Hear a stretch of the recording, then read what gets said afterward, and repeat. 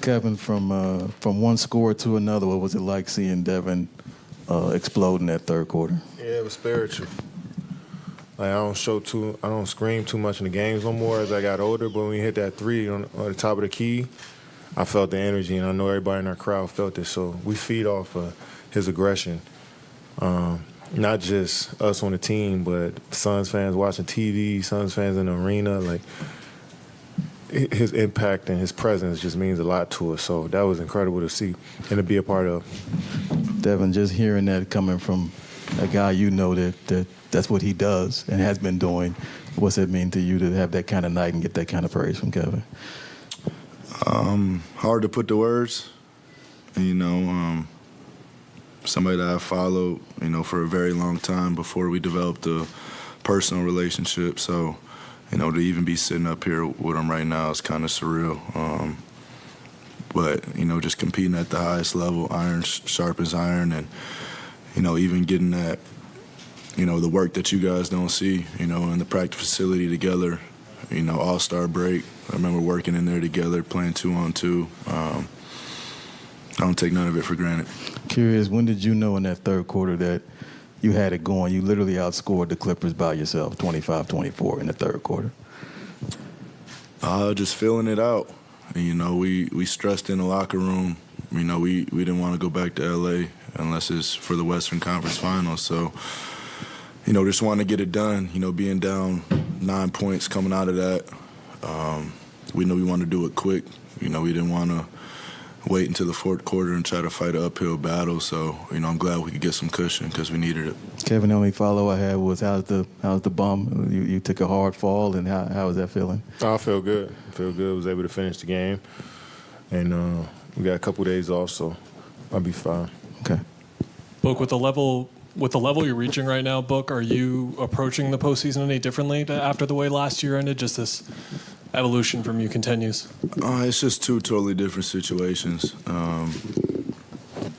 This man right here causes a lot of gravity, opens up a lot of shots, not only for me, but, I think Bismack got a few dunks right at the rim with no low man help. And, I hate to have him in the corner sometimes, but they will not leave him, and it opens up the rest of the court for everybody else. And, I think our team is just figuring that out, that just him standing out there makes everything easier for everybody. To your point, how do you feel like you would assess the balance through 5 games of using that to your guys' advantage?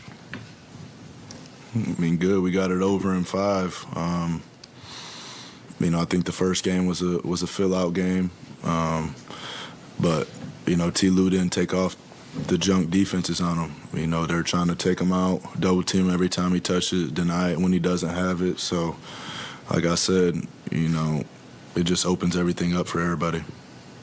Kevin, you were getting double-teamed and swarmed a lot in that fourth quarter, didn't get a ton of shots. What were you seeing from the Clippers' defense and from your guys' kind of offensive flow for that stretch? I think we had a bad stretch of possessions. I think we shot like 3 or 4 tough shots, 4 or 5 tough shots, and they converted on the other end going down. I think that was the game. I think they hit like 4 straight threes. And got to the free throw line. So I think we just had a bad minute spurt, in which turned the game for us. They played the same exact way they was playing the whole series, denying me out, not leaving my body when I'm spacing out. So like you said, I think we opened up a lot of stuff there in the second half. But in the fourth quarter, we got stops when we needed to, and we was able to finish it off. Book, you guys over the last few years have closed every playoff series on the road. I think it's the first time since 2007 the Suns have closed a playoff series at home. What was that experience like compared to what you've had over the last few years?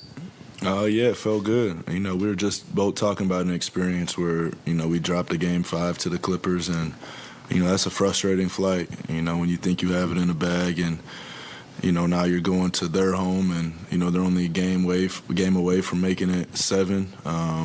We just didn't want that type of pressure. We'd rather just get it done, get our rest, and move on to Denver. So, it's going to be our first time starting on the road, in my career. But I'm looking forward to it. Mark Van Dana? Hey, when it comes to the sense of urgency you played with in the third quarter, was there a lot of conversation about that at halftime when you went in trailing to the Clippers? Yeah, there was, amongst the team. Even before the coaches got in the locker room with the with the schemes and scout, we just everybody was being vocal, letting each other know that it's time to go now. Don't wait halfway through the third quarter. Don't wait till the start of the fourth to try to turn it on. And what can you say about Josh in that X factor role coming off the bench, or even that steal at the end that he had? Yeah, he has the intangibles, especially on the defense end. He does things that you can't teach. He studies players, he knows their tendencies, and that's important. If you're going to be a high level defender in this league, you have to know who you're playing against, and he did a good job of that. Devin, what was just the range of emotions like in that second half? It looked like a party by the end of the third, and then suddenly it's a 2-point game. I mean, just what was going through your head, and how did you guys get back kind of on the right track? Yeah, just like you said, it was a roller coaster, a lot of up and down. Like you said, one bad minute, they hit 4 threes. That's 12 points. It changed it to a 4 to 2-point game, and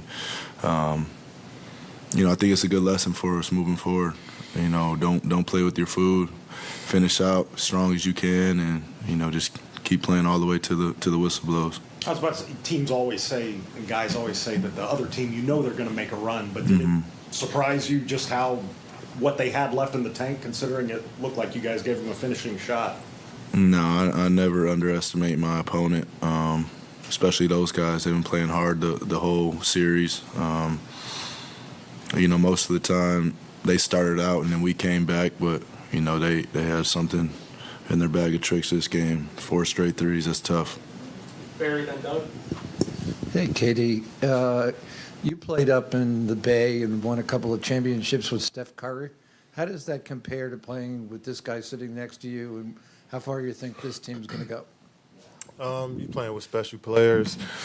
They just bring the best out of you playing with Steph. You watch him every day. You watch his work ethic. You admire his attention to detail, and you take some stuff from that. You see somebody like Book, and you see his journey. You see his work ethic and love for the game. You try to pull some stuff from them too. So it's always iron sharpening iron, and it's getting the opportunity to play with some of the best players of all time.